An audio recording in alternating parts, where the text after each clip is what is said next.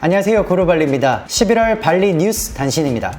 먼저 첫 번째 소식입니다. G20가 발리에서 곧 개최될 예정인데요. 주요 행사는 11월 15일, 16일 양일간에 개최될 예정으로 한국을 비롯한 미국, 영국, 독일, 러시아 등 주요 20개국의 정상이 만나는 큰 행사입니다. 하지만 해당 기간에 여행을 오시는 분들에게는 조금 불편함을 초래할 수 있을 것 같은데요. 가령 예를 들면 첫 번째, 사회활동 제한이 있습니다. 11월 12일부터 17일까지 꾸따 지역과 남꾸따 지역, 그리고 바둥, 그리고 남덴파사르 지역에 전체적인 사회활동 제한이 시행되기 때문에 의료시설을 제외한 대부분의 교육기관이라든지 정부 관공서, 개인 사무실, 전통행사, 종교행사 이런 모든 것들이 제한될 예정입니다. 그리고 같은 기간 같은 지역에 있는 초등학교, 중학교, 고등학교는 모두 다 온라인 교육을 실시할 예정입니다. 다시 말해서 차가 막힐 수 있는 소지를 미연에 방지하겠다로 보여집니다. 추가적으로 같은 기간에 재택근무도 실시되니까 여러분 참고하시기 바랍니다.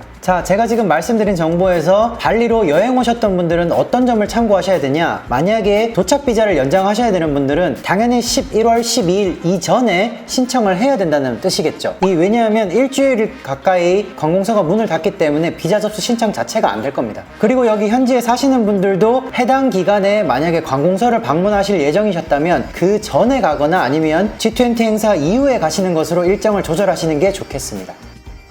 자, 두 번째는 도로 제한인데요. 지도로 제가 말씀을 드리겠습니다. 11월 12일부터 17일까지 누사두아 지역에 있는 캠핀스키 호텔로 가는 경로를 모두 제한할 예정이고요. 그리고 같은 기간에 바둥군 누사두아 지역에 있는 ITDC라는 이제 누사두아 호텔 단지죠. 수많은 5성급 호텔 단지가 몰려 있는데 요 들어가는 경로도 제한이 되고, 그리고 만다라 고속도로도 출입 제한이 있을 예정입니다. 그리고 11월 15일부터는 진바란 지역에 있는 계획가 사원으로 가는 경로도 제한이 되고요.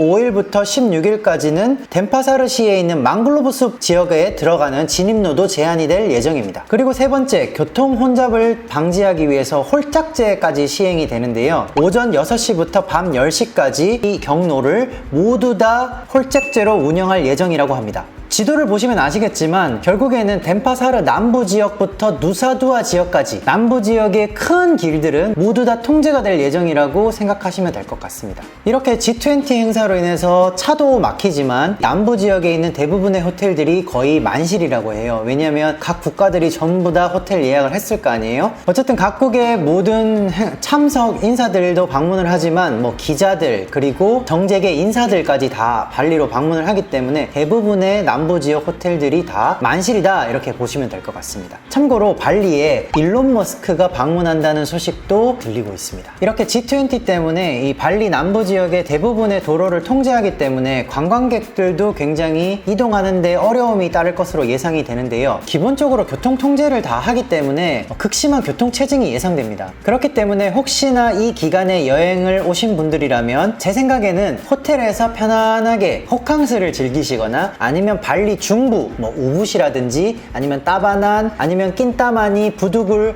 싱하라자 로비나 이런 북부 지역, 중북부 지역으로 여행을 하시면서 조금 여유롭게 발리를 즐기시는 게 어떨까라는 생각이 듭니다.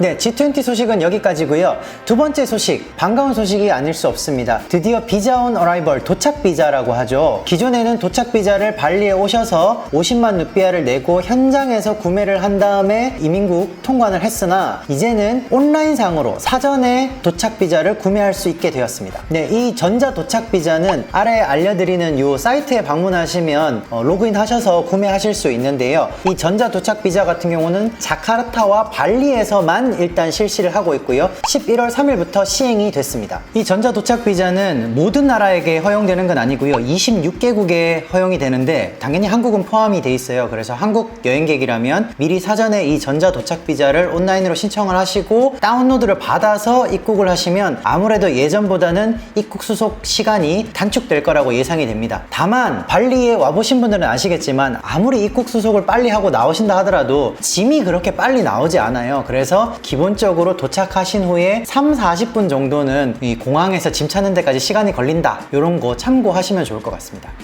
자, 세 번째 소식입니다. 발리의 공공버스 중에 뜸암버스라는 게 있는데요. 이전에 뜸암버스가 무료다라고 말씀을 드렸었는데 이게 이제 10월 31일부로 유료화가 되었습니다. 요금은 4,400루피아니까 한국 돈으로 약 400원 정도 내시면 됩니다. 아무래도 인도네시아 이제 정부 예산이 어느 정도 이제 소진이 되다 보니까 이걸 이제 유료화로 돌린 게 아닌가라는 생각을 하게 됩니다. 다만 이 뜸암버스는 현금으로는 결제를 하실 수가 없어요. 반드시 무현금 결제만 가능하게 돼 있는데 예를 들면 오보나 고페이 같이 뭐 온라인 배달 어플리케이션 또는 온라인 택시 어플리케이션이라고 생각하시면 될 것 같은데 그랩이나 고잭을 이용하실 때 사용하시는 이머니 같은 형태가 있어요. 이제 그거를 충전하셔서 결제를 하실 수도 있고 이 충전하시는 방법은 뭐 여러 가지가 있는데 고잭 기사에게 직접 현금을 주시고 충전을 하시는 방법도 있고 뭐 가까운 슈퍼마켓, 알파마트나 인도마켓에서 돈을 주시고 충전을 하실 수도 있습니다. 물론 신용카드를 등록하시면 더 쉽겠죠. 그리고 이런 전자지갑 형태 외에도 인도네시아에 거주하시는 분들이라면 은행 모바일 어플리케이션을 사용을 하시겠죠. 그래서 은행 모바일 어플리케이션에 들어가면 요즘은 큐리스라고 QR코드로 찍고 결제를 바로 할 수 있는 그런 시스템이 있습니다. 그걸로 결제를 하시면 이 뜸암버스를 잘 이용하실 수 있다는 거 참고하시면 좋을 것 같습니다.